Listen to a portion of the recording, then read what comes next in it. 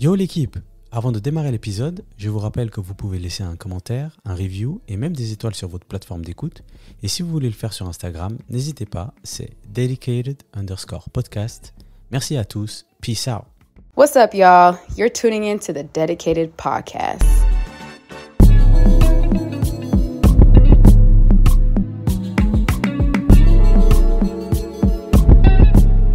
Bonjour à tous, on est de retour pour le Dedicated Podcast, épisode numéro 16.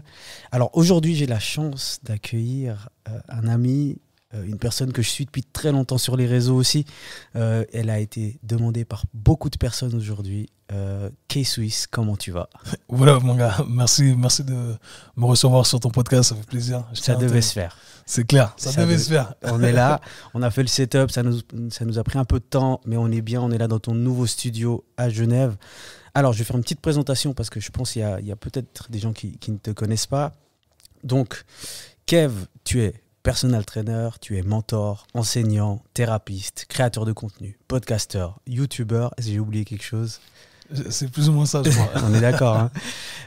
Pour vulgariser un peu ta présentation, tu as développé ton activité en offrant une multitude de programmes sportifs en ligne, en présentiel pour amateurs ou professionnels. Tu multiplies les contenus sur les réseaux de façon régulière et évidemment en donnant toujours ton honnête avis sur ta pratique du sport et l'industrie du sport en général. Aujourd'hui, tu as une magnifique communauté Instagram, bien engagée dans chacun de tes contenus, je le vois assez souvent. Donc déjà, bravo pour tout ça. Merci. Pour tous ceux qui ne te connaissent pas et qui sont là avec nous aujourd'hui, alors je vous encourage vivement à aller suivre K-Swiss Fit sur Instagram, donc K-Swiss_ si je ne me trompe pas, Fit, et le K-Swiss Show qui est ton podcast avec 268 épisodes. Exact. Damn, tu vois, là j'ai dit numéro 16, tu vois, là je te dis 268. Tu vas y arriver en un claquement de doigts, tu vas comprendre. J'espère. Tu as déjà beaucoup parlé de ton parcours professionnel, etc., sur différentes plateformes, sur ton podcast aussi. Donc là, je vais aborder la chose un peu différemment, parler plus de l'aspect business, de comment tu fais ça, des challenges que tu as au quotidien. Mais d'abord, pour démarrer, parce que c'est important, K-Swiss, ça vient d'où? Parce que moi, je connais K-Swiss, voilà, on connaît la marque, etc. À l'époque, on n'a jamais compris comment il y a eu du buzz autour de cette marque. Mais c'est wack. C'est wack de fou, tu vois. J'ai jamais validé la paire. Mais K-Swiss, ça vient d'où? Ça vient du fait que je suis parti vivre aux États-Unis quand j'avais 19-20 ans. Je me suis installé là-bas, mon nom c'est Kevin.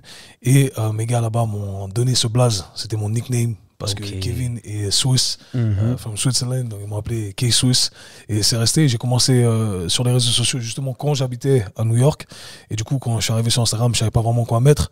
Et j'ai commencé direct, j'ai mis K-Swiss _fit et voilà. Et là maintenant, si dans la rue on dit hey, K-Swiss, tu te retournes là. C'est moi, c'est ça. Mais tu vois, c'est marrant parce que j'ai pas mal évolué pour ceux qui me connaissent depuis plusieurs années. J'étais dans le hip-hop également. J'ai changé de nom à l'époque, j'avais même mon nom sur Facebook à l'époque où Facebook c'était le réseau social numéro 1, j'avais un blaze. Donc il y en a qui m'appellent avec ce blaze là de l'époque que je vais pas nommer parce qu'il y a des trucs qu'on veut garder secret. Il y a des trucs si on pouvait revenir en arrière, on l'aurait pas fait. Hein. Exact.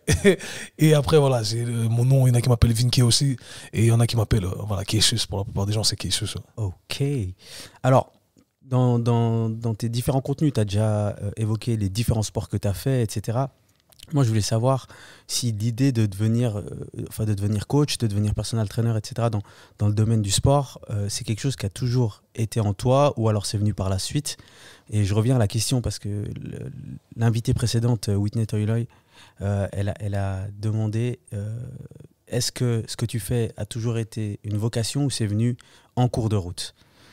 Alors c'est un peu particulier dans mon cas parce que j'ai toujours le sport a toujours été le domaine qui me fascinait le plus, mais en tant que pratiquant. Donc moi j'étais athlète et j'ai jamais pensé à transitionner du côté professionnel durant mes années d'athlète.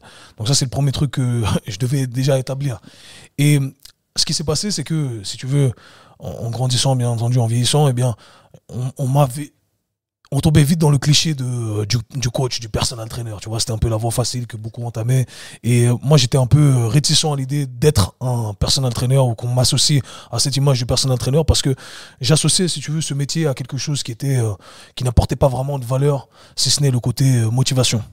Et moi, j'ai jamais vraiment aimé ce côté allez, go, go, go, plus de répétitions. J'ai jamais vraiment aimé ça. Et surtout que j'avais pas associé le côté intellectuel avec ce métier de coach. Du coup, j'essayais vraiment de me détacher de ça et j'aimais pas qu'on essayait de m'associer à ça. Et bien entendu, je tombais un peu dans le cliché. Grand, tu connais, basané. Le look classique du personal trainer, du sportif qui peut cocher tu coches toutes les cases là. Voilà, je coche toutes les cases. Et moi, j'aime bien, si tu me connais, vraiment sortir de ces règles préétablies ou de ces cases dans lesquelles on te met. Et du coup, j'essayais vraiment de me détacher de ce côté-là. Bon, j'étais athlète à l'époque. Et quand je suis parti aux États-Unis en 2013-2014, j'ai rencontré mon mentor fitness qui s'appelle AB. Je le dédicace littéralement dans tous les podcasts. Shout out, AB. I love you dog, je le dis à chaque fois. C'est mon gars, c'est lui qui m'a introduit vraiment à ce métier, qui m'a introduit ce côté plus professionnel, ce côté intellectuel qu'on amenait vraiment au coaching. Et j'ai appris qu'au final, c'était un métier qui était fascinant, on pouvait amener énormément de choses dans la vie des gens. Au-delà de simplement ce côté motivation, ce côté militaire, strict, etc. Et au-delà du côté esthétique. C'est là où j'ai commencé à apprécier la valeur qu'on pouvait amener d'un point de vue santé, d'un point de vue bien-être général. Et ça a vraiment changé le game pour moi. Et c'est là où je me suis dit, ok, en fait, c'est un truc que j'aime. Ça allie vraiment toutes mes valeurs. Et du coup, pourquoi pas rester dans l'industrie du sport? Parce que c'est ce qui me fascinait. Et le côté athlète, je l'avais laissé de côté. Parce que moi, j'étais combattant. Et j'ai vu qu'au final, ça allait mener à rien, dans le sens où, pas forcément que ça allait mener à rien, j'aurais pu faire une carrière éventuellement. Bon, on ne sait jamais si on va arriver au top niveau, mais les sacrifices que ça allait engendrer étaient très conséquents. Ouais. Et ça allait être très difficile d'arriver au top niveau. Donc, je me suis dit, écoute, franchement, même en arrivant au top niveau, au final, on n'allait pas devenir Mayweather, tu vois. Donc, je me suis dit, il y a une autre avenue à choisir. Et puis, le côté financier, c'est toujours le nerf de la guerre au final. Toujours. Donc, je me suis dit, ok Kev, on va complètement switcher. Et c'est là où j'ai décidé de transitionner au côté professionnel du sport. C'est marrant parce qu'il y a quelques jours, j'ai eu une discussion avec un ami où on disait souvent les choses dans la vie, ça dépend souvent de comment tu les abordes plutôt que comment tu les perçois, tu vois. Et j'ai l'impression que c'est vraiment ça qui a fait le clic en toi, dans le sens où tu percevais l'image du personal trainer d'une manière, mais quand tu as réussi à l'aborder d'une manière différente, c'est vrai que ça t'a ouvert plein de portes, quoi. Ouais, c'est ça, et c'est assez transversal quand tu y penses, parce que tu l'as dit, tout est une question de perception. Il n'y a pas de réalité figée, c'est vraiment une question de perception, et quand tu changes ta perception des choses, il y a tout qui change autour de toi. Ouf. Et tu vois, je vais aller deep là, mais récemment je me posais la question, je me disais, si tu changes de perspective sur différents sujets, des sujets auxquels tu étais presque marié, est-ce que tu changes de personnalité? Ah, mon gars. Ou est-ce que tu es prêt à changer de personnalité parce que tu es prêt à accepter une autre perspective des choses? Moi, je pense que... Moi, je l'ai fait, je pense, dans ma vie, tu vois. Il y a des choses dans lesquelles où je suis devenu beaucoup plus intransigeant. Est-ce que ça a changé ma personnalité? C'est une bonne question, tu vois. Ouais. Peut-être que c'était une suite logique de ma personnalité. Je sais pas si c'est figé aussi, la personnalité. Est-ce que ça évolue, tu vois? Non, justement, parce qu'au final, ce qui te définit, c'est ta perspective du monde. C'est vrai. Ta personnalité est définie par ta perspective du monde. Ouais. Et du coup, si tu changes ta perspective du monde, est-ce que ça veut dire que tu changes ou que tu dois changer? Et c'est là où, après, ça devient très profond et très compliqué ou complexe, devrais-je dire. Parce que tu dis, ok, si je change de perspective sur X ou Y sujet, parce que je pense que c'est mieux pour moi, pour mon bien-être général, est-ce que au final, je ne dois pas me redéfinir par la même occasion? Est-ce que je suis prêt à me redéfinir? Je pense que c'est cette question-là qui est la plus compliquée. Est-ce que je suis prêt à me redéfinir? Parce que changer, c'est une bonne chose. Je pense qu'on a tous évolué. On n'est pas au même endroit où on était il y a 10 ans ou 15 ans. Même dans nos manières de penser ou nos choix de vie, etc. Mais des fois, ce qui est dur, c'est d'accepter le changement. Ouais, c'est ça. Mais il y a des sujets qui sont plus sensibles en particulier. Aussi. C'est ça aussi. On allait partir très très loin là. je reprends le guidon. Bon, je crois que tu vois, on a bien sûr, on est amis, etc. Et on a énormément de codes similaires. C'est-à-dire, je pense qu'on a les deux passé par les codes du débrouille-toi, do it yourself. Toi, t'es pas forcément passé par la case université, etc. Tu as parlé des États-Unis, tu as passé beaucoup de temps à New York. Donc, tu t'es formé là-bas auprès de ton mentor que tu as dédicacé tout à l'heure, avec différentes formations, j'imagine, de la littérature, etc. Qu'est-ce qui t'a permis de te dire, parce que à la fin, on est suisse. On a grandi dans une société suisse et tout ce qui est formation académique et agréée, c'est souvent ce qui donne l'heure. Comment toi, tu as réussi à te détacher de ça? Parce que aujourd'hui, tu vois, dans ton milieu, eh ben, toi, tu l'as fait. Mais par exemple, quelqu'un qui veut devenir électricien, c'est peut-être une autre histoire. Comment toi, tu as réussi à te détacher de cet aspect académique? Je pense que j'ai toujours été détaché du côté académique de manière générale. J'ai cette personnalité depuis tout petit, je remets toujours tout en question. Et quand j'étais petit, je me rappelle vraiment questionner même ma mère quand elle me demandait de faire un truc. Ouais, mais pourquoi, tu vois, pourquoi Méga relou. Ouais, relou. Et puis en gros, c'est l'explication, tu connais, les darons immigrés, c'est parce que je te dis c'est comme ça, et puis c'est tout, tu vois. Et j'ai toujours eu ces questionnements dans ma tête. Et quand je suis arrivé au collège, donc le collège équivalent dans les autres cantons en Suisse, c'est quoi déjà? Alors à Neuchâtel, par exemple, c'est le lycée, si je ne me trompe pas. C'est le lycée, c'est pas le gymnase? Ah, le gymnase, ouais, gymnase. Bon, on a le gymnase, okay. Nous on dit le lycée à Neuchâtel, mais à Lausanne ils disent gymnase. Voilà, donc nous on avait le collège, et la vérité c'est que j'ai toujours eu une certaine aisance d'un point de vue parcours académique. J'ai toujours été le cancre qui soit ne venait pas en cours, soit qui n'écoutait pas, mais qui s'en sortait plutôt bien, etc. Et en final, j'ai jamais vraiment apprécié le parcours académique de manière générale. Donc, j'ai vraiment fini mes années de collège. Quand j'ai commencé, je me rappelle que j'avais assez de facilité. Et je me rappelle la première année de dire à ma mère, ouais, franchement, ça me plaît pas, j'ai envie d'arrêter. Et je me rappelle que même, je me suis dit, je vais faire choisir une autre voie, éventuellement même un apprentissage dans un truc qui me convenait pas forcément, genre électricien, parce que je voulais avoir le côté pratique des choses. J'ai toujours apprécié le côté pratique des choses, et c'est ce qui me manquait dans le parcours académique standard. Et du coup, après, fils d'immigré, tu dois rendre fier ta mère elle veut que tu deviennes avocat, médecin, enfin tu connais le classique. Donc je voulais pas la décevoir, donc j'ai décidé de finir mes années de collège tout de même. Et encore une fois, sur cette voie de vouloir continuer à honorer ma mère, eh bien, je me suis inscrit justement à l'université en HEC. Et c'est là où je me suis dit, Kev, en fait, là, tu vas choisir un parcours qui n'est pas le tien, ça te correspond pas. Et j'ai vite réalisé que, hey, tu sais quoi, moi, je dois regarder la réalité en face. Et au final, je veux pas vivre avec des regrets. C'est un truc que je me suis toujours répété, parce que j'ai vu des membres de ma famille justement toujours ramener ce truc-là qu'ils auraient pu être ci et ça. Et je me suis toujours promis. On a tous un nom qui aurait pu être tel ou tel. Exact. Hein. Et moi, je me suis toujours promis que je voulais pas vivre avec des regrets, tu vois. Ouais. Et ça, c'est un truc que je me répète constamment. J'ai dit, on va vivre avec des échecs, on va vivre avec des cicatrices, mais on va mourir peut-être avec des cicatrices, on va mourir peut-être avec des échecs, mais on va pas mourir avec des regrets. Ouais, et c'est vraiment le truc qui me tient à cœur. Et tout ce que je fais, en fait, j'ai toujours cette ligne directrice où je me dis, là, récemment, je t'ai dit que j'ai fait de nouveaux investissements, etc. Et bien, c'est parce que je veux pas, dans 10 ans, regarder en arrière et me dire, putain, j'aurais dû faire ça. Voilà, je l'ai fait, et puis voilà, ça a fonctionné ou ça n'a pas fonctionné. Quoi qu'il en soit, eh bien, j'ai fait ce que je devais faire au moment opportun, parce que c'est ce qui me semblait être le plus juste. Et pour revenir à ce côté académique des choses, eh bien, c'était ça. J'ai juste voulu suivre ce qui me paraissait être le plus juste. Et le plus juste, durant cette période, c'était que j'ai envie d'écouter ce qui me semble être adéquat pour moi en tant que personne, et pas tomber dans ces clichés, si tu veux, où tu dois aller à l'université parce que tu dois aller à l'université, et tu dois choisir une voie par défaut. Parce que au final, quand je me retrouve avec le parcours universitaire devant moi, il n'y a pas un truc qui est attirant. En fait, je procède par élimination. Ok, ça j'ai pas envie de faire, ça j'ai pas envie de faire. Ok, j'y vais à l'HEC, tu vois. Ouais. Et je trouve que c'est une manière erronée de voir le tout.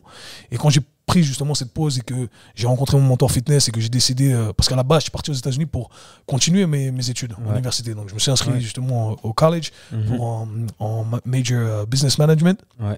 Et du coup après j'ai abandonné tout ça et j'ai dit ok, je vais me réorienter vers le sport. Et ce qui m'a plu justement dans ce côté sport, c'est qu'il y avait des cursus privés, il y avait beaucoup de cursus privés déjà, et ce qui était intéressant, c'est que je pouvais sélectionner exactement les sujets que je voulais développer. Donc ça, c'était aux États-Unis. Hein. Ça, c'était aux États-Unis, ouais. Versus justement, simplement tu vois, suivre un truc parce que je dois le suivre, au final, ça me servira jamais à rien dans la vie et j'aime pas le sujet.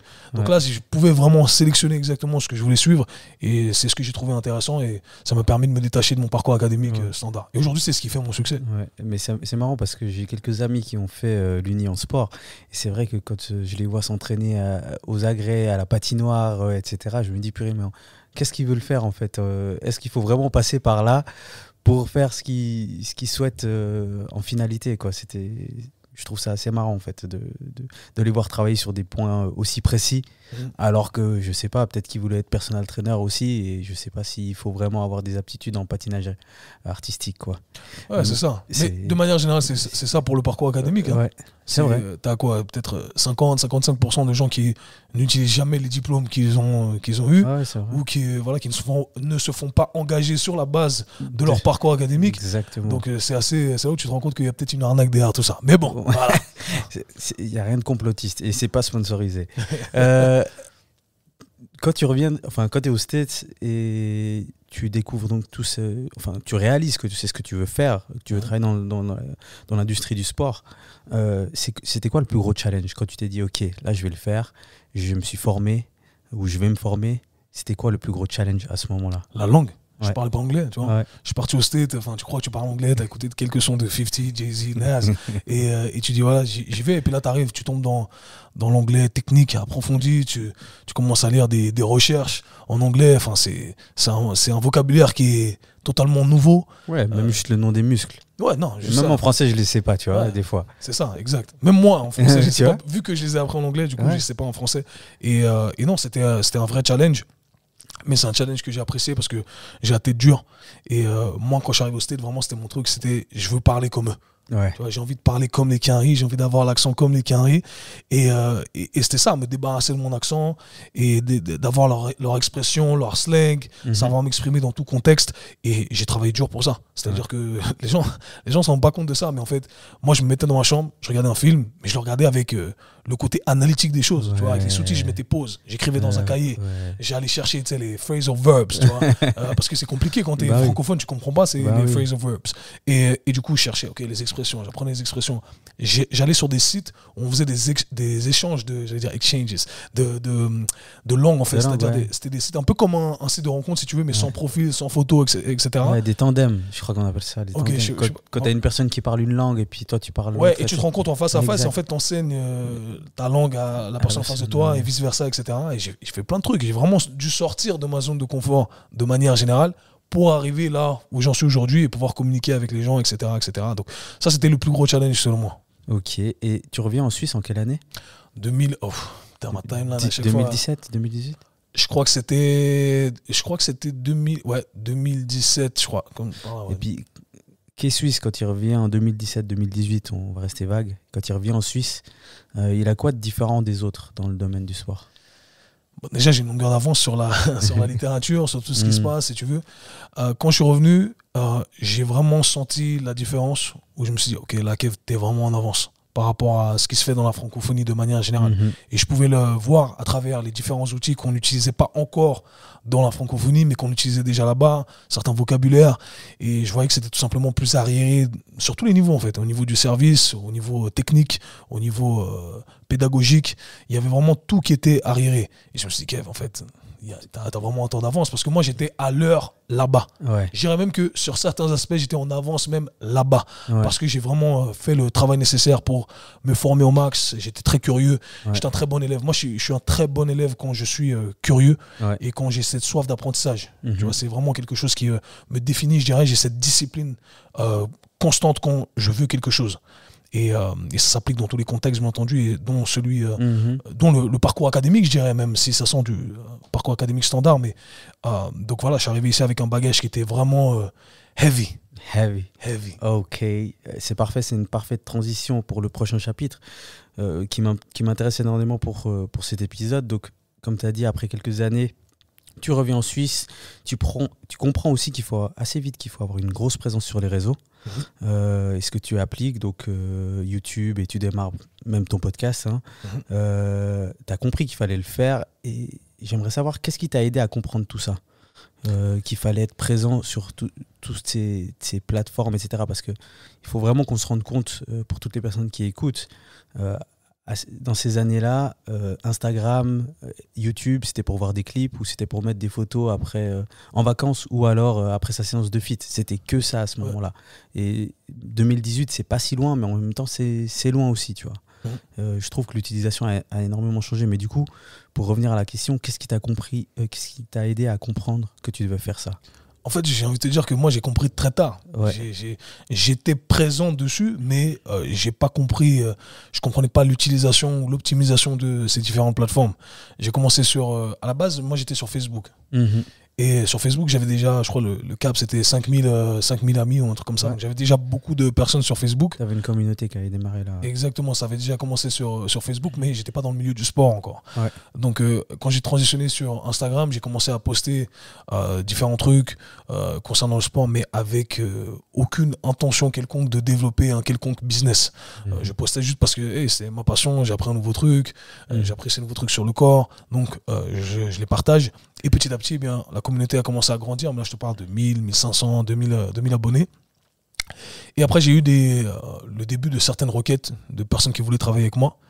Donc, c'est là que j'ai commencé à m'intéresser un peu plus au potentiel qu'il y avait sur les réseaux sociaux. Et je me suis dit, OK, là, tu dois essayer de booster le tout. Et je me rappelle avoir acheté une caméra aux États-Unis et commencer à faire mes premiers montages sur les plateformes d'editing et d'essayer de booster justement mon exposition sur les réseaux sociaux. Mais j'y comprenais rien parce que j'étais pas un consommateur, en fait. J'étais pas un consommateur d'Instagram, j'étais pas un consommateur de YouTube. YouTube, vraiment, ça fait 2 ans que je suis un consommateur de YouTube. Tu vois, je connaissais pas les codes, je regardais rien, je connaissais personne. Ah, moi, je suis toujours pas dedans, moi. Ouais, c'est ça. Tu vois, je suis toujours pas dedans. Les youtubeurs, tout ça, ils disent des noms, je les connais. Moi aussi. Il y a 2-3 personnes que je suis et puis c'est tout. Et je vais pas chercher une expansion quelconque sur cette plateforme. Du coup, moi, c'est que sur Instagram que ça se passe. Et j'ai envie de te dire, ça fait que 2 ans. Ouais, non, quand même, ça va faire 4 ans où je me suis dit, OK, Kev, il y a un truc sérieux. Mais il y a 2 ans, c'est là où je me suis dit, c'est un taf. Tu vois. Et, mais avant ça, c'était vraiment, je publie par passion. Quand j'ai envie de publier, je publie. Quand je publie pas, je publie pas, je m'en fiche. Ça ne change rien à ma vie. Mais quand j'ai commencé à comprendre que c'est ce qui me ramenait quand même un certain apport financier, et j'ai vu que c'est ce qui vraiment changeait la donne, et qu'au final, j'avais le potentiel de faire un truc, et que j'avais rien à envier aux autres, au final, je me suis dit, Kev, il faut que tu prennes ça au sérieux. Et j'ai vraiment créé un mind shift en me disant, au final, Kev, t'es pas qu'un coach sportif, t'es une compagnie média. Et aujourd'hui, les gens me demandent, ils me disent, Kev, tu fais quoi? Je dis, j'ai une compagnie média fitness. Et c'est ça, c'est comme ça que je vois le tout aujourd'hui. Et mon taf, c'est de produire du contenu. Donc, je crée du contenu, mais je suis quand même un professionnel du sport et de la santé parce que je suis sur le terrain. Je suis un mec du terrain. Je suis un vrai mec du terrain. Parce que tu as des gens sur les réseaux sociaux qui n'ont jamais été sur le terrain. Moi, j'ai fait mes heures sur le terrain. J'ai laissé... On va pas demander de nom, hein, voilà, c'est bon. Exact. Non, pas besoin de faire du name dropping ici. Mais la vérité, c'est ça. C'est que j'apprécie quand même... Je tiens toujours à dire ça parce que c'est important et je pense que les gens qui me suivent savent que ce gars-là, c'est un gars du terrain. Ils ont vu, je travaille avec ces gens, j'ai eu des résultats sur moi-même avant tout. Donc, j'essaie de suivre le processus de la meilleure des façons possibles. Mais je dirais que il y a 2 ans que j'ai cherché à professionnaliser le tout au maximum. Et il y a 4 ans que j'ai commencé à vraiment sentir le potentiel de développement là-dessus. Et du coup, il y a 4 ans, tu comprends le potentiel. C'est dans cette optique-là aussi, parce qu'en 2019, tu démarres ton podcast, le K-Swiss Show, que vous pouvez tous aller écouter. C'est dans cet objectif aussi dans ce mind shift d'utiliser cette plateforme comme... Le podcast était différent. Ok. Le podcast, en fait, moi j'étais un gars qui était extrêmement passionné par tout ce que j'abordais. Et parfois, bien entendu, quand tu partages ta passion, eh bien, ça va animer une certaine fougue chez certaines personnes. Il y a d'autres personnes qui ne veulent pas forcément t'écouter, ou il y a des gens qui vont te demander des conseils et quand tu leur donnes des conseils, eh bien, ils ne vont pas les appliquer parce que c'est là, en fait, les gens ne valorisent pas ce qu'ils ont sous la main. C'est vrai. Et du coup, je me suis dit, tu sais quoi, Internet, en fait, c'est un truc qui est intéressant parce que ceux qui veulent t'écouter, ils le font. Ceux qui ne veulent pas t'écouter, ils ne t'écoutent pas. Tu vois, tu forces personne. Ceux qui veulent appliquer, ils appliquent. Ceux qui ne veulent pas appliquer, eh bien, n'appliqueront pas. Et je me suis dit, tu sais quoi, je vais prendre le micro et je vais parler et je vais partager mon savoir en espérant que ça pourra aider des gens parce que j'ai pu aider des dizaines et des dizaines de personnes, à l'heure actuelle des centaines de personnes, et j'ai pu m'aider moi-même, surtout dans un premier temps. Et du coup, ça a commencé comme ça. Et la vérité, c'est qu'en fait, j'ai toujours eu envie de commencer un podcast. J'ai commencé les podcasts très tôt. Aux États-Unis, c'était même pas la mode. C'était même tôt là-bas. C'était tôt là-bas, en fait. Et je me rappelle que ce qui a créé le déclic, parce que je me suis dit, putain, moi, Kev aussi, j'aimerais bien commencer un podcast. Mais je vois le podcast comme un truc de ouf, en fait, une production incroyable. Il fallait avoir des caméras, des micros de ouf, etc. Et je me rappelle qu'un jour, il y a un Karim qui me suivait. Et puis il m'écrit, il me dit ouais, j'aimerais bien t'avoir sur mon podcast, je kiffe trop ce que tu fais, etc. Il était dans l'industrie du fitness également. Et j'ai checké son podcast et j'ai vu qu'il avait interviewé des grands noms de l'industrie du fitness aux États-Unis. Ouais. Et puis le gars il m'interviewe et je vois que c'est un jeune Renoir, c'est un jeune gars comme nous en fait, hip-hop, un danseur à la base qui s'est converti dans l'industrie du fitness et qui a son micro et qui fait son interview avec moi. Et je me dis en fait... Mais qu'est-ce qui me retient maintenant? Exactement, c'est si lui il peut le faire, moi aussi je peux le faire.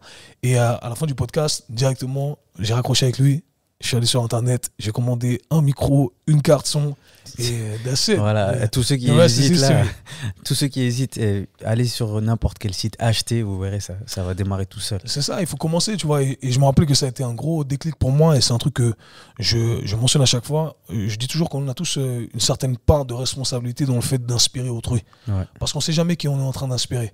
Moi, j'écoutais des podcasts depuis longtemps, mais j'avais pas cette proximité avec les personnes que j'écoutais. Et là, j'avais un gars qui était comme moi au final. Et je me suis dit, c'est un gars comme moi peut le faire, moi aussi je peux le faire. Et c'est pour ça qu'on a tous ce devoir de responsabilité d'essayer d'inspirer autrui et de partager un certain succès, de partager nos histoires. Je sais qu'il y en a qui sont un peu plus réservés, mais si vous n'avez pas ce côté trop réservé, eh bien faites-le parce que vous ne savez jamais qui vous allez inspirer et vous pouvez changer la vie de plein de personnes. Donc voilà, c'est vraiment ce que je recommande à chaque fois. Ok. Pour continuer sur ce podcast, il y a 268 épisodes, je répète. Je voulais te demander, est-ce que tout le contenu, enfin, si on écoute tout le contenu, est-ce qu'on a ce qu'il faut pour rester en forme? Parce que souvent tu dis c'est du free game. Si vous écoutez mes podcasts, vous avez tout ce qu'il faut. Ouais. Là, quelqu'un qui démarre l'épisode 1, il va jusqu'à 268, il a tout ce qu'il faut pour rester en forme. Free game, baby, je le répète encore une fois. Non, plus que rester en forme, tu as tout ce qu'il faut pour être dans l'élite. Ouais. Je suis persuadé. Ouais. Tu vois, je suis persuadé qu'aujourd'hui, j'ai partagé tellement d'informations, ce qui va être...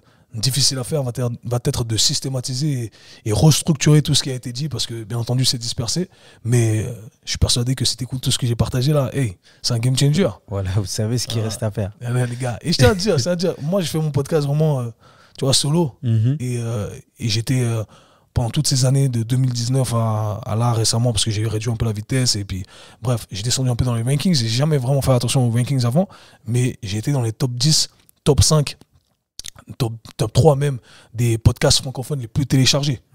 Fitness, dans la catégorie fitness. Je sais pas, dit comme ça, tu vois, on peut pas se rendre compte, mais c'est quelque chose. C'est quelque chose. Et même en Suisse, tu vois, j'étais dans les top 10, alors que podcast francophone, il y en a très peu, c'est les Suisses allemands. C'est les Suisses allemands. Tu ouvres les tops, tu vois que du Suisse allemand. Exact. Et moi, j'ai été dans ces tops-là, donc ça me fait énormément plaisir. Et tout ça pour dire que j'ai jamais fait attention à qui écouter. C'était juste la passion qui m'a guidé. Et j'ai partagé. J'ai commencé, j'avais 50 personnes qui téléchargeaient mes podcasts. Et aujourd'hui, on est à 20 000 downloads par semaine, tu vois. Il y a beaucoup de personnes par mois, mais c'est énorme. Et voilà, ça a commencé comme ça, j'ai juste pas abandonné. Et parfois, les gens ils disent ah, qu'est-ce qu'il faut faire? Il faut juste continuer en fait. Faut le faire. Des fois, ils me disent comment tu fais pour communiquer de manière si effective? Et mec, j'ai communiqué de manière pitoyable au début pour pouvoir communiquer de manière effective. Et c'est ça, les gens cherchent toujours, tu sais, le petit secret, etc. Alors que le secret, c'est de faire. Ouais. Voilà. Et la régularité. Ouais. Ça, c'est la clé. Ça, c'est la clé. Ça, c'est un truc, par contre, j'étais très strict avec moi-même. C'était au début, hey. Et franchement, j'ai commencé à lâcher un peu prise depuis que j'ai eu mon enfant et c'était un peu compliqué. L'année dernière, vraiment manque de sommeil, très surchargé au niveau du travail. Mais sinon, moi, tous les jeudis, j'ai un podcast qui sortait. Tous les jeudis. Je crois que c'est encore le cas, là. Quasiment, j'ai raté une fois ici et là. Mais je te dis, les premières années, j'ai pas raté un épisode. C'est-à-dire, je partais en vacances, je partais avec ma carte son, mon micro, et mon podcast, il sortait. Ouais, quand il y avait du Wi-Fi. Même quand il n'y avait pas de Wi-Fi, si je devais aller sortir et mettre, je te jure, je trouvais un moyen de télécharger mon podcast. Ah bah voilà, respect. Franchement, moi j'écoute régulièrement les épisodes et il y a tout ce qu'il faut. Il y a tout ce qu'il faut. Si vous savez pas comment faire pour comment vous entraîner, etc.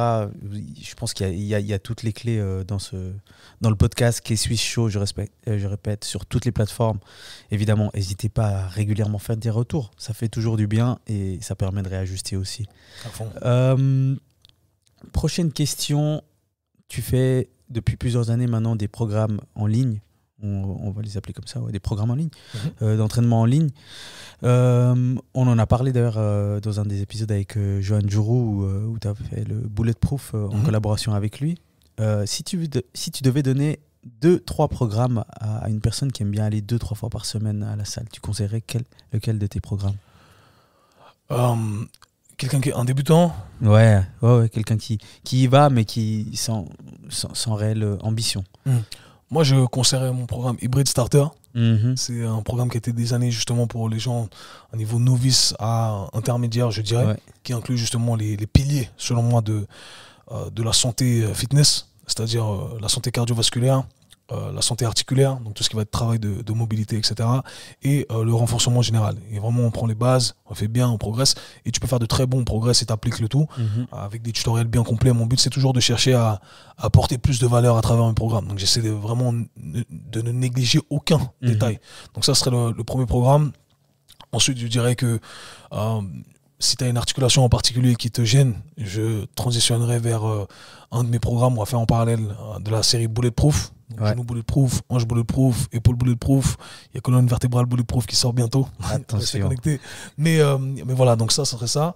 Et éventuellement, après, si tu as d'autres aspirations, vouloir continuer dans cette évolution, je choisirais le programme soit hybride physique, soit le programme hybride strong. Mais dans cette lignée-là de quelqu'un qui veut juste s'entraîner, maintenir un côté esthétique, je pense que le programme hybride physique sera adéquat. Ok, pour tous ceux qui sont intéressés, n'hésitez pas, il y a tout sur sa bio, sur sa page Instagram. Là, on vient de parler des programmes en ligne. Comment est-ce que tu t'es dit, parce que encore une fois, il faut recontextualiser. Le moment où tu lances ça, c'est une période où les coachs t'entraînent en face à face, en one-to-one. Qu'est-ce qui te dit, je vais faire des programmes en ligne, et pour avoir utilisé certains de ces programmes, il y a tout dans le e-book, c'est tellement complet, il y a des vidéos, il y a des explications de comment faire les exercices, etc. À quel moment tu t'es dit, ok, il faut que je fasse quelque chose en ligne, que les gens puissent s'entraîner n'importe où dans le monde? En fait, le coaching en ligne a commencé très tôt pour moi. Comme je te l'ai dit, j'avais un following qui était bas, tout est relatif encore une fois, mais j'avais genre 1000 followers, etc.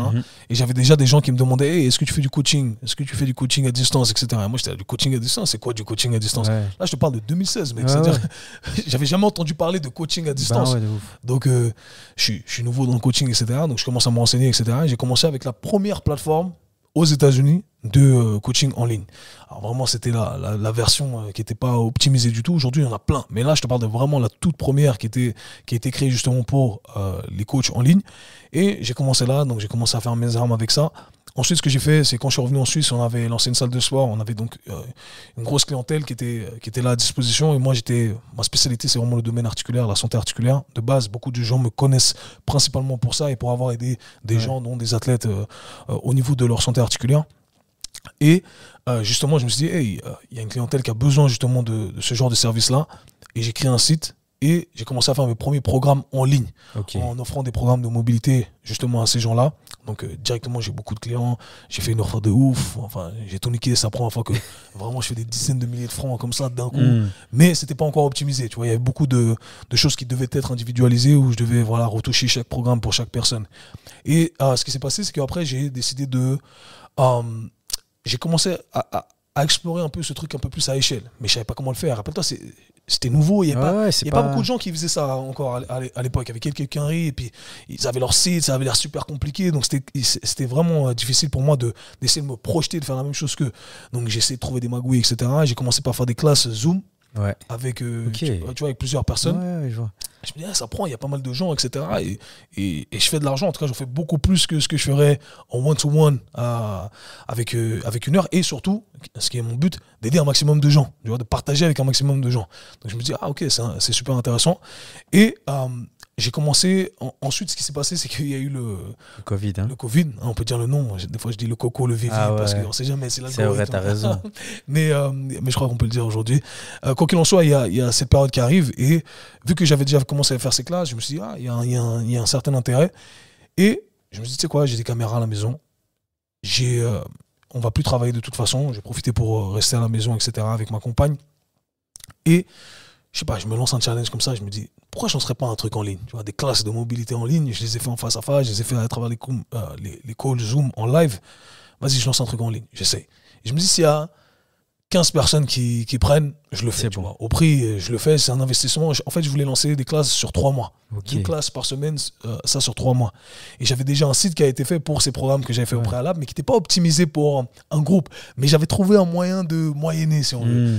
Donc, je me suis dit, allez, j'ai l'idée en tête et tout, mais j'ai que l'idée, j'ai rien fait de concret. Je sais juste que j'ai une caméra et que j'ai le site qui est déjà fait et je sais comment plus ou moins organiser le tout. Et du coup, je mets l'annonce sur Instagram. Et là, je mets l'annonce sur Instagram. Je dis, OK, il y en a qui disent, ouais, c'est intéressant. Je me dis, c'est quoi, créer un lien où tu vas vendre le truc. Mais je ne l'ai pas créé. Ok, j'ai rien fait encore. On n'est pas sur un scam, hein, attention. Non, c'est pas un scam. En fait, c'est ce qu'on appelle une vente de produits en différé. C'est-à-dire que le produit n'est pas encore créé. Et je regarde. Et si éventuellement il n'y a pas assez de gens, bah, tu rembourses, tu dis écoutez, il n'y a pas assez de gens. Et puis voilà. Mais si on a assez, bah, ça te force à créer le produit. Et du coup, je lance le truc. Et là, j'ai 200 personnes qui achètent. Et je me dis, dang, tu vois les zéros, shit, ding, ding, ding, ding, ding, ding.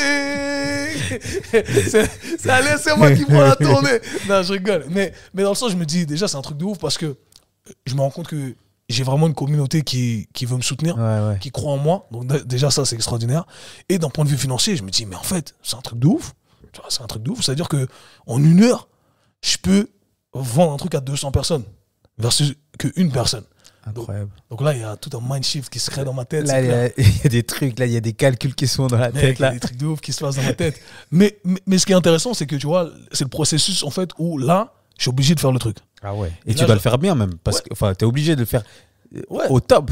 Du mieux que je peux, en tout cas, avec les armes que j'ai. Et du coup, bah, c'est ça, j'avais qu'une caméra, j'ai essayé, j'ai fait ce que je pouvais. C'était je devais maquiller des trucs parce que j'avais pas les bons micros. Enfin bref, c'était une galère, c'était les débuts. Et tu sais quoi?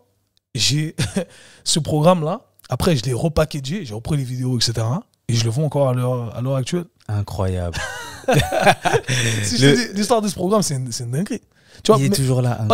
Parce que la valeur que j'y ai ajoutée, elle est importante, tu vois. Bien sûr. C'est-à-dire que... Après, tu l'as repimpé, etc. Mais... Je l'ai même pas repimpé, mec. Ah ouais? C'est les mêmes vidéos, c'est les mêmes classes. Et moi, j'ai les cheveux courts, j'ai la porte de chez moi qui est cassée, j'ai mis un drap pour cacher.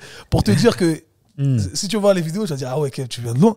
Mais ce programme marche encore. Pourquoi? Parce que la valeur y est. Ouais, c'est ça. C'est ça le plus important. Le maquillage externe, c'est moins important. Et voilà, donc ça, c'est l'histoire qui a lancé mes programmes en ligne. Je me suis dit, OK, il y a des trucs à faire. Et depuis, j'ai lancé plusieurs programmes. Et ça continue. Et puis, on cesse sans cesse à s'améliorer, à apporter plus. Parce que mon but, c'est toujours d'apporter un maximum de valeur. Vraiment, mon but premier, c'est d'aider un maximum de gens. Donc, j'essaie de me prendre la tête, j'essaie de penser à chaque détail. Et j'essaie d'enseigner surtout. Parce que je pense que c'est ce qui fait la différence avec mon approche, le fait que j'enseigne un maximum, parce que je le dis tout le temps, c'est ma phrase fétiche, la compréhension précède l'exécution. Aujourd'hui, dans l'industrie du fitness, je te dis fais parce que. C'est le même truc que ma mère me disait, ouais, parce que je te dis de faire, tu fais. Et en fait, non, je vais t'expliquer pourquoi tu dois faire comme ça. Parce que j'estime que si tu comprends ce que tu fais, tu vas en tirer encore plus les bénéfices. Ouais, et surtout, tu le dis souvent dans tes vidéos, dans tes programmes, mais l'intention, elle fait tellement la différence, en fait. C'est ça fait toute la différence. Ouais. Et du coup, c'est pour ça que j'essaie de maximiser vraiment la valeur qu'on essaie d'ajouter au niveau de chacun de ces programmes. Et je suis persuadé qu'à l'heure actuelle, on fait de ce qu'il y a de mieux à faire avec les armes qu'on a, bien entendu. Tu as répété plusieurs fois le mot enseigner. C'est très bien parce que je voulais parler du programme Mentorship. Donc, tu as fait plusieurs programmes pour les gens, monsieur et madame tout le monde qui veulent aller au sport.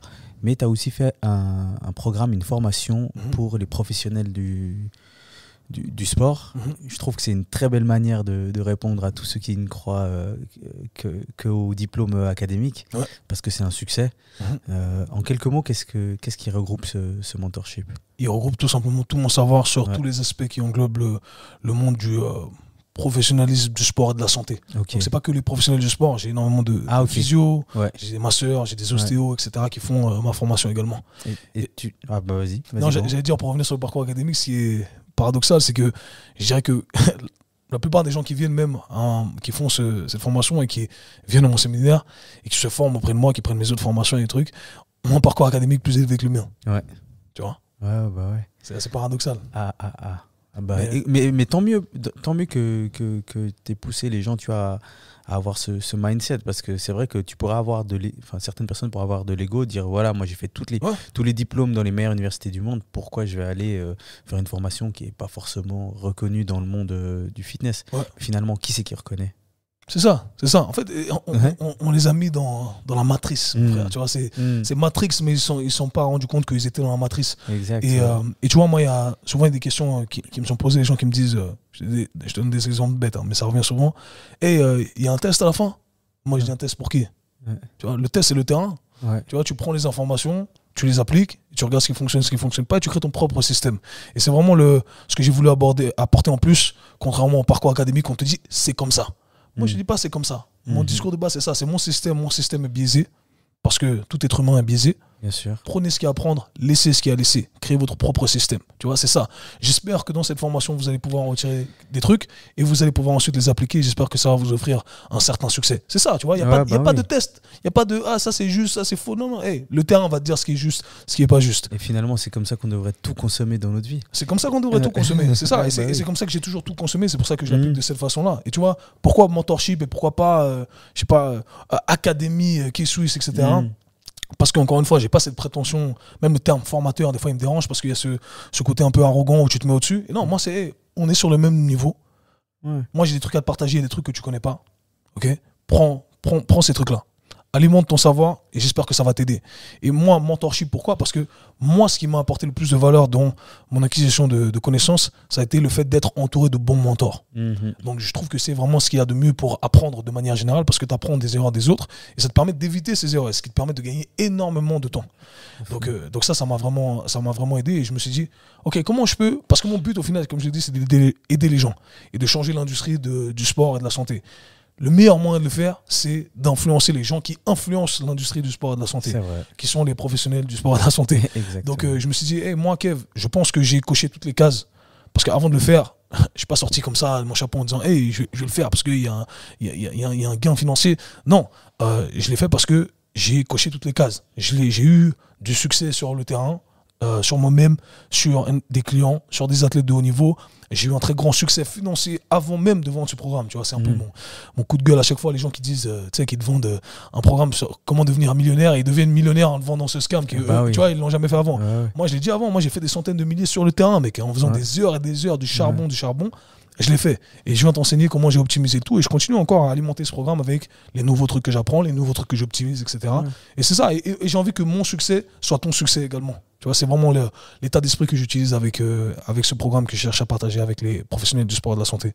Ben en tout cas, si vous êtes là-dedans, les gars, je crois qu'il faut vite aller voir ce qui se fait parce que... C'est fermé pour cette année. C'est fermé déjà? Il reste 2 jours là. Ah ouais, c'est vrai, ça sera trop tard. Ça sera trop tard. La prochaine vague, c'est en 2025 seulement. Préparez-vous. 2025, c'est ça. Mettez l'argent de côté. Moi, j'aimerais qu'on parle un peu d'Instagram, un peu plus, parce que tu postes très régulièrement beaucoup de contenu. Comme je disais en intro, tu as une communauté très engagée, qui a faim de contenu, j'imagine. Et c'est là que moi, je trouve que tu es très, très smart. J'ai pas envie, c'est pas un secret. Toutes tes activités, elles sont méga liées. C'est-à-dire que c'est une économie circulaire. Je m'explique. Ton podcast, il te crée du contenu YouTube, qui te crée des réels sur Instagram, qui après certains aspects seront considérés pour tes formations, ou les retours des gens vont créer tes formations, qui ensuite nourrissent ton podcast, qui va nourrir ton YouTube, qui va nourrir ton réel. Je trouve que cette économie circulaire, elle est très bien pensée, elle marche très bien pour toi, mais ma question, c'est comment tu vis la pression de devoir mettre un max sur un réel de 59 secondes? Écoute, je pense que j'ai réussi à bien maîtriser cet art-là de condenser l'information. Du coup, c'est pas très problématique. Tu vois, je trouve que c'est assez facile pour moi d'écrire un script et ça tombe dans le temps donné. Donc, est-ce que c'est parce que j'ai pris la main, etc. Peut-être. Mais en tout cas, j'arrive à condenser l'information. Et ce qui est intéressant, c'est ça, c'est que si tu veux en apprendre plus et tu veux que je m'attarde un peu plus sur les détails, va écouter mon podcast, le K-Swiss Show, avec l'épisode complet, sans filtre, sans editing, etc. Et donc, franchement, c'est assez simple, j'arrive à gérer. Et puis la pression des likes, on en a parlé tout à l'heure en off, mais tu la gères comment? Franchement, j'ai pas de pression de like, pour être honnête avec toi. Ou des vues, hein, ouais, mais j'ai pas de pression de vues, j'ai pas de pression de like, je m'en fous complètement. Le seul truc où vraiment j'ai senti récemment qu'il y avait un truc qui m'avait affecté, c'était le fait que mon podcast était descendu dans les rankings, mais c'était plutôt le reflet de mon manque de consistance par rapport à ça. Et je me suis dit, là, je vois que j'étais pas constant. C'était ça. Mais sinon, franchement... Tu le vis bien. Ouais, je vis bien. J'ai pas de... Je pense que c'est ma force, c'est que moi, déjà, je vis bien dans ma peau. Ouais. J'ai pas de problème avec moi-même. Et j'ai une vraie vie à côté des réseaux sociaux. Puis ton activité, elle est sur le terrain aussi. C'est ça. J'ai mes vrais amis, j'ai une vraie famille. Tu vois, aujourd'hui, j'ai des enfants. J'ai pas besoin. C'est-à-dire que si demain, j'espère que rien va arriver, mais demain, si tous mes réseaux sociaux ferment, je suis là, je vis bien, tu vois. Je vis bien, je gagne bien ma vie, j'ai mes clients en face à face. Alors oui, c'est une grosse perte, tu comprends, mais ce que je veux dire, c'est que il y a un plan B. Je suis pas dépendant de ça. Donc j'ai une certaine flexibilité, ce qui fait que peut-être je suis pas trop marié à tous ces nombres-là, mais j'ai envie d'utiliser ces nombres-là plutôt pour un aspect analytique des choses et me dire, et là on va dans la bonne direction, là on va pas dans la bonne direction. Et c'est ça, parce que mon but au final c'est toujours d'évoluer et d'aller dans la bonne direction. Donc si je vois que je descends dans les rankings, que j'ai moins de likes, que j'ai moins de vues, etc., c'est plutôt le reflet de mon manque de compétences. Plutôt qu'un truc qui va m'affecter personnellement. Putain, je suis pas un bon coach. Non, je m'en fous de ça. Moi, j'aimerais que tu parles du no bullshit qui revient assez souvent dans tes contenus. Tu le cultives sur les réseaux et de manière générale. Pour quelqu'un qui ne comprend pas, c'est quoi le mindset no bullshit? Dans l'industrie du fitness, il y a beaucoup de mauvaises informations qui sont propagées. Et malheureusement, je dirais que c'est malheureux de dire ça, mais ceux qui ont le plus de visibilité sont souvent ceux qui propagent les plus mauvaises informations. Et l'idée, ça a été avec mon podcast de commencer avec, justement, j'ai commencé avec le hashtag Team No Bullshit. C'est qu'en gros, on va démystifier tous ces trucs qui sont dits dans l'industrie du fitness qui sont totalement faux. Et j'ai commencé comme ça. Je pense que c'est ce qui a fait aussi, qui a créé une certaine notoriété sur les réseaux sociaux, c'est que je suis venu, je dis, ce truc qu'on vous dit là depuis toujours, eh bien c'est faux, à cause de X, Y, Z. Et j'ai toujours su expliquer pourquoi. Et il y a des trucs que je disais, en fait, bien trop tôt pour l'industrie, les gens n'étaient pas prêts à ça. Et c'est qu'aujourd'hui que je vois des gens qui répètent les trucs que moi je dis depuis 10 ans maintenant, en fait. C'est vrai. Et des fois, ça, tu sais, c'est particulier ce ressenti parce que je vois des gens qui sont installés dans l'industrie du fitness francophone, qui ont des grosses communautés sur Instagram, sur YouTube, etc. et qui commencent à répéter les trucs que moi je disais il y a 8 ans, 10 ans, etc. Et qui va totalement à l'encontre de ce que eux-mêmes disaient il y a ces années-là. Et c'était sûrement des gens qui auraient pu cracher sur mon discours par le passé. Alors bien entendu, tu me diras, on change d'avis et c'est normal de changer d'avis. Et c'est ce qui est bien et je suis d'accord également avec ça. Mais il y a une certaine frustration à l'intérieur où je me dis, tu vois, moi, depuis le début, tu m'as pas validé parce que j'avais pas le grand following, mais j'étais celui qui était en avance. Et des fois, ça me frustre aussi de voir que les gens approche de toi avec une certaine arrogance. C'est ces mêmes gens-là qui avaient un discours qui était totalement opposé, alors qu'en fait, tu fais que de suivre les trends. Moi, je respecte pas forcément les gens qui suivent juste les trends. Ceux qui infligent les trends, là, je te respecte, parce que tu viens de dire un truc avant tout le monde. Tu as réussi à avoir le truc avant tout le monde. Ok, là, je respecte ton idée, tu vois. Et voilà, donc je suis content parce que ça va dans la bonne direction, on propage le bon message, mais il y a une certaine frustration à l'intérieur où pendant des années, personne m'écoutait. Personne, j'exagère peut-être ici encore une fois, mais très peu m'écouter ou très peu valider mon message, alors que c'est le message qui est mainstream aujourd'hui. Mais tu penses pas que ton message, parce que des fois il y a des gens qui font des choses très bien, mais qui sont pas dans le bon timing. Ouais, c'est une question de timing. Est-ce que toi, tu penses que tu étais dans le bon timing ou bien t'étais trop en avance. Oui. Ouais. Mais je t'ai dit ça, pour ça, je pense en particulier tout ce qui est au domaine articulaire, donc tout ce qui est autour des articulations. J'étais en avance même aux États-Unis. Parce que j'ai commencé là-bas, j'étais un des premiers élèves, etc., à parler de ça. Et du coup, bien entendu, j'étais trop en avance pour l'actualité. Et puis dans la francophonie, bien entendu, ça vient trop tard. Ce qui est intéressant, c'est qu'aujourd'hui, je pense que la notoriété elle vient parce que je suis un des piliers de ce genre de discours. Ouais. Donc, c'était un mal pour un bien. Et j'ai continué en fait à dire. Au moins, ils ont respecté le OG. C'est ça. Et s'ils ne respectent pas, il faut qu'ils sachent. C'est moi le OG. Tu sais, il y en a qui me disent des fois, ils mettent le nom de certains des élèves ou des gens que je sais qui ont fait une formation ou des trucs comme ça. Ouais, t'as le même discours que lui. Je dis, oh non, boy. C'est papa ici. Listen, son. Listen, son. Do you know who you're talking to? Non, mais c'est ça. Mais je rigole encore une fois, mais je suis content que l'industrie se dirige vers quelque chose qui me semble plus adéquat, de manière générale. Pour continuer un peu dans des questions un peu plus diverses, l'été, on te voit un peu partout dans le monde à travailler avec différents athlètes. Ouais. En quoi ça change de ton métier du lundi au vendredi ou du lundi au dimanche quand tu es à Genève? Ah, là. Est-ce que j'en parle aussi des secrets? Non, mais tu vois, dans le travail que tu fais avec les athlètes, quoi.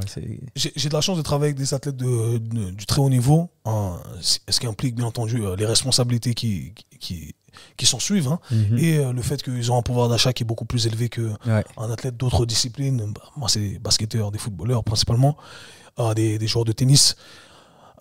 Du coup, je vis tout un lifestyle en fait.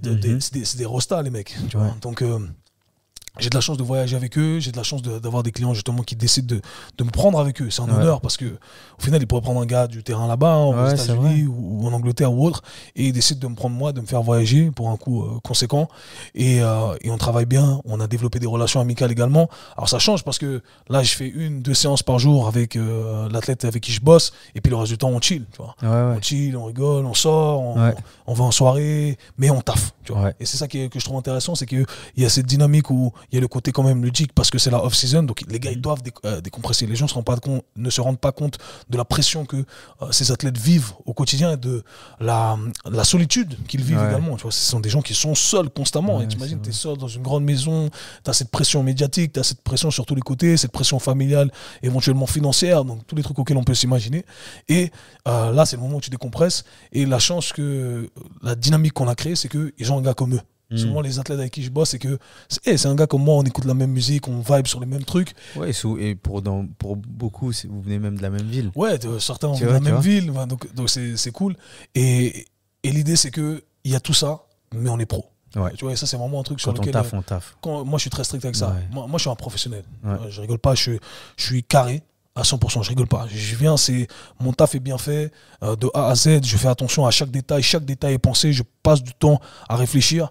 Donc on rigole, mais quand on bosse, je sais pourquoi on fait chaque chose qu'on fait. Et je pense que c'est un truc que les athlètes avec qui je bosse apprécient. Je pense pas, ils me le disent, hein, parce qu'on a déjà eu des conversations, etc. Et c'est ça qui est cool, et c'est cette dynamique qui est sympa. Et souvent, on a tu sais, il n'y a pas cette proximité qui se crée entre le préparateur ou un coach en particulier, parce qu'on vient de mondes différents, et là on vient des mêmes mondes. Et souvent, ce qui se passe, c'est que quand on vient des mêmes mondes, le gars n'est pas forcément professionnel. Tu t'engages ton pote, en fait, plus parce que c'est ton pote. Mais là, on n'est pas pote. Et moi, j'ai jamais eu envie que qui que ce soit m'engage parce qu'on est pote. Tu vois, si tu m'engages, c'est parce que je suis compétent. J'ai pas envie que tu m'engages parce que je te ressemble, parce qu'on vient du même endroit. J'ai envie que tu m'engages parce que tu penses que je suis le meilleur gars pour toi. Et c'est très très très important pour moi. Je pense qu'on doit vivre dans une société qui est méritocrate et on doit mériter sa place. Et moi, j'estime que à chaque fois que je travaille avec ces gens, c'est parce que j'ai mérité ma place. Et eux-mêmes peuvent le dire parce qu'ils ont la même mentalité que moi. Donc, et c'est pas pour rien qu'avec certains, on travaille ensemble depuis plusieurs années maintenant. Et donc voilà, non, mais c'est fun, c'est fun. C'était une réalisation ou bien c'était un objectif ou pas du tout? Pas du tout, mec. C'est ça qui est marrant. Parce que souvent, c'est vrai que pour certaines personnes, ça peut sembler comme un objectif, comme une réalisation, alors que non, le vrai marché, c'est monsieur et madame tout le monde. En fait, c'est ça qui est marrant, c'est que le vrai marché, si tu veux vraiment vivre de ce métier, tu dois entraîner la population générale. Monsieur et madame tout le monde qui a le pouvoir financier de t'engager. Mais on a mis ça dans la tête des jeunes coachs, etc., en disant il faut entraîner des athlètes de haut niveau parce que c'est ce qu'il y a de plus fun, c'est ce qu'on fait miroiter. Mais moi, je vais te dire aujourd'hui, quelqu'un qui, moi, je le dis encore une fois, je peux vivre des athlètes de haut niveau. C'est-à-dire que moi, je peux sortir un salaire annuel des athlètes de haut niveau. Et je le dis encore une fois, ton vrai gagne-pain, c'est pas ça. Même ceux qui sont dans ma position et même plus élevés, leur vrai gagne-pain, c'est monsieur, madame, tout le monde. Et la vérité, c'est que, tu vois, pour pouvoir vivre des athlètes de haut niveau, eh bien, il faut que tu entraînes des athlètes qui sont dans le top 1% ou 0,1%. Parce qu'ils doivent avoir le pouvoir d'achat de te payer, etc.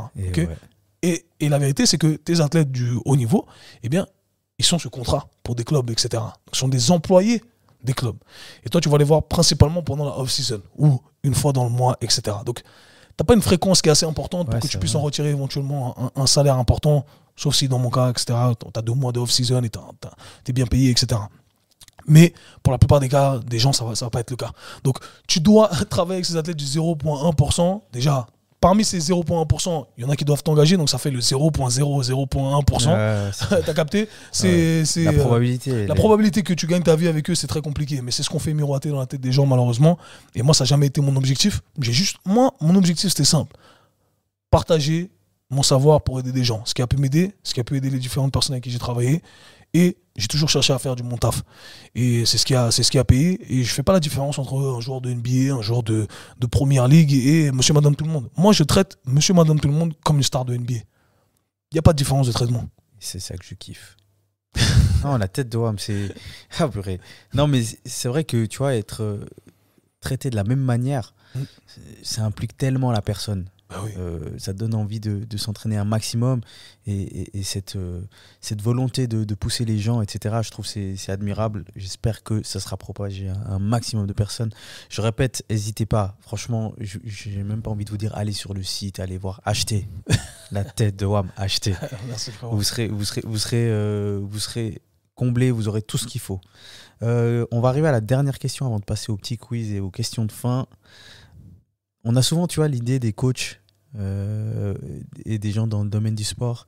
On pense souvent qu'ils ont une idée très stricte au niveau de l'alimentation. C'est quoi ton rapport à l'alimentation?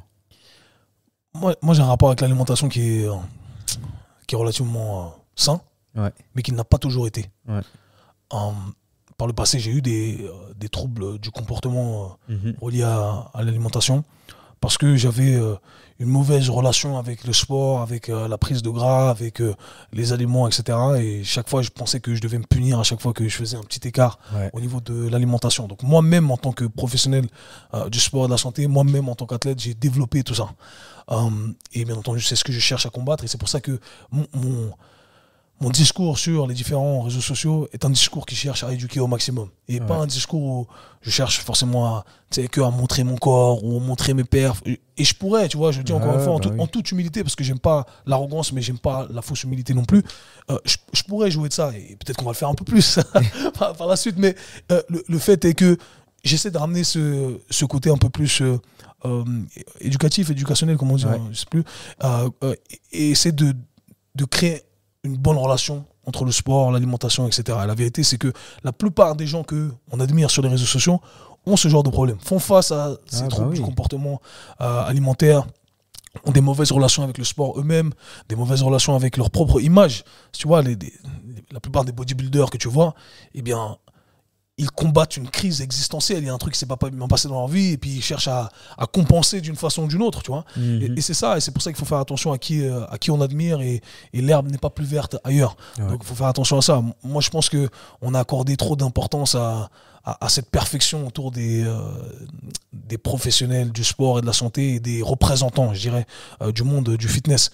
La vérité, c'est que on doit manger ce qui nous fait du bien. Ça, c'est la règle numéro 1 que j'ai apprise. Et ceci doit être individualisé. Ça, c'est le premier truc.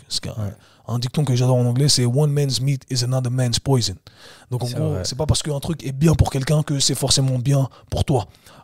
Et vice-versa. Donc, il faut faire attention à ça. Et je divague un peu de la question.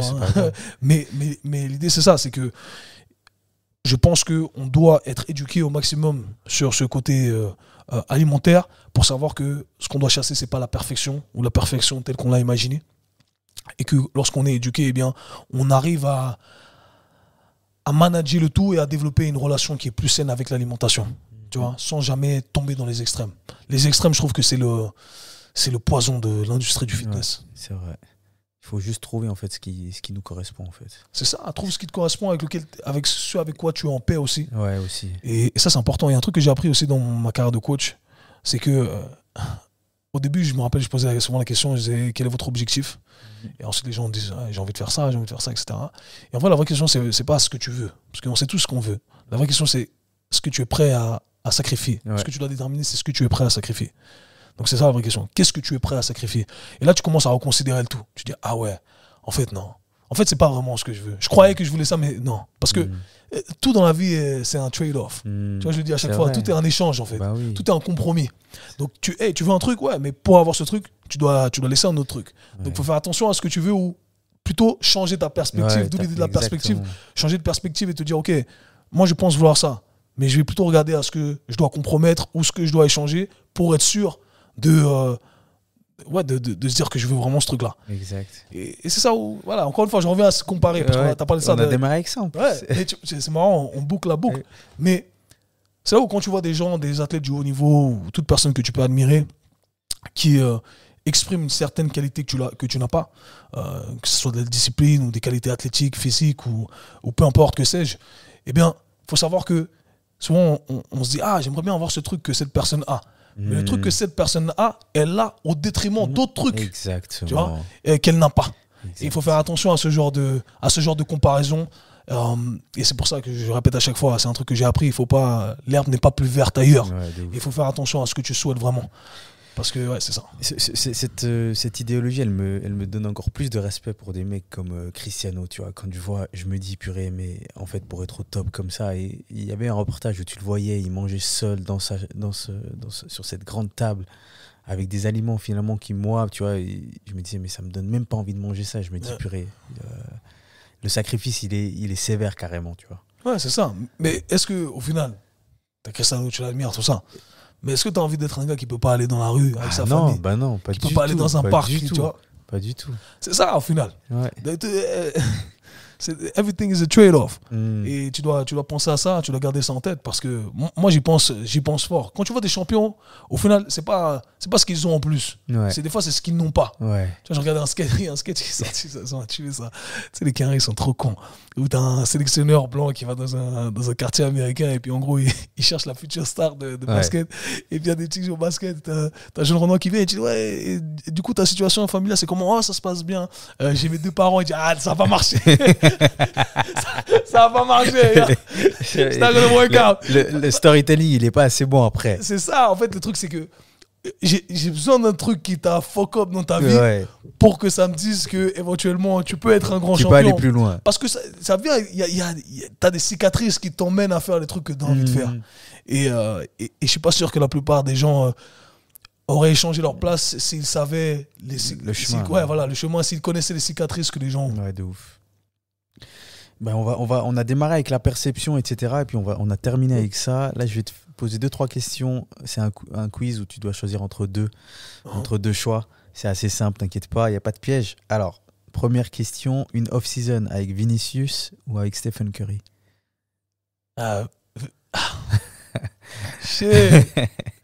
Vini, j'aime bien Vini. Ok, let's go. Mais je pense que Curry, on matcherait plus en termes de vibe, d'énergie, de work ethic. Ok. Bon, tu as peut-être déjà répondu à celle-là, mais intensité ou régularité pour les entraînements? Régularité. Toujours. Et une qui peut sembler difficile, continuer à développer plusieurs programmes et formations ou alors travailler avec un seul client à vie, mais pour la même situation financière. Les deux mènent à la même situation financière. Non, travailler sur plusieurs programmes à vie parce que mon but, c'est d'impacter un maximum de gens. Okay. Donc, j'ai envie d'aider un maximum de gens. On garde la ligne de base. Toujours. Ok. Si tu pouvais passer 1 heure avec une personne de ton choix, morte ou vivante?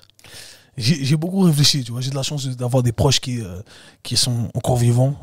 Donc, je sais qu'il y en a qui choisissent parfois leurs grands-parents, etc. Ou leurs parents. Paix à eux.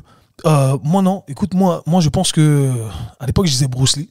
Ouais. Mais là, je vais te dire en vivant, je dirais mon auteur préféré qui est Nassim Nicolas Taleb. Ok, ouais, il j'ai son livre-là, j'ai plusieurs de ses livres. Vraiment, j'aime beaucoup. Parce que je suis fasciné de son esprit critique des choses. Ouais. Et de ce côté sceptique qu'il a développé, que j'ai toujours eu aussi. Et du coup, j'aurais voulu vraiment pick his brain. Ah ouais. J'aurais voulu vraiment m'asseoir avec lui et savoir d'où ça vient, comment ça se développe, etc. Donc, si je pouvais, j'aurais kiffé passer 1 heure avec lui. Pause. All right. No Diddy. Hashtag No Diddy. Il fout tout en l'air à la fin. Oh purée. Une page Instagram à recommander. Oh shit. Je vais recommander le Dedicated Podcast. Ok. Thank you. Et ton son du moment? Ah putain. C'est ça que j'ai pas pensé. Ah, mon son du moment. Shit. Ah, j'ai pas fait les devoirs, Ivy. C'est pas grave. Mon son du moment. Attends, tu regardes ah, tu regardes Je vais regarder, mais mon phone est là-bas. Mais je pense que tu as dû écouter Booba. Ouais, mais j'ai écouté Booba, mais c'est vrai, j'ai écouté beaucoup Heart of the City de Jay-Z. Ah, ok. Ouais. Ah ouais, tu devais... Ouais, avant qu'il tombe, je me rappelle. Mais c'est vrai que, ouais, je sais pas, c'était ma vibe du moment. Ok. Ouais. Mais Booba, shout out à Booba. Et dernière question, si tu avais une question à poser au prochain invité, sachant qu'on ne sait pas qui c'est. J'irais une question qui pourrait s'appliquer à tous. Quelle a été la plus grande leçon de tes 3 dernières années? Deep. Ok. Les 3 questions de... Attends, répète. La plus grande leçon de ces 3 dernières années, pardon. Voilà. Ok, très bien. Kev, on arrive à la fin, mais avant de partir, évidemment, le partenaire LVDD, tu reçois le sel pimenté. Alors, je sais que tu es déjà consommateur. Yes, merci. Voilà, LVDD. voilà pour toi, lvdd.ch, pour tous ceux qui souhaitent avoir leurs produits. Je rappelle, il est présent maintenant à Manor, Genève, Lausanne, Yverdon, Bienne, Lugano. L'autre jour, je l'ai détaillé parce que je lui disais qu'il ne parlait pas italien. Il parle un petit peu italien, ok. Comme on parle tous un peu italien. Il est en Suisse allemande aussi, donc allez voir sa carte et lvdd.ch. Kev, merci. Merci à toi, mon gars. On est arrivé à la fin. Non, et shout out à ton gars, franchement, le sel et le poivre, c'est une dinguerie. Ouais. Donc c'est important, c'est important. Ouais. Mais merci pour ton temps, merci pour le setup là. On est à ton nouveau studio. Les gens, je répète, K-Swiss Fit sur Instagram, K-Swiss Show, le podcast. N'hésitez pas à aller voir ses différents programmes. Il a mentionné hybride starter, hybride physique, bulletproof, genoux, épaules, hanches, bientôt colonne vertébrale apparemment. Et voilà. Merci Kev. Merci à toi frérot. Force à toi. Je suis fier de toi. Merci ça frérot. explose et je te souhaite une bonne continuation. Merci. On se voit au prochain épisode l'équipe. Bye. Peace. Dedicated Podcast.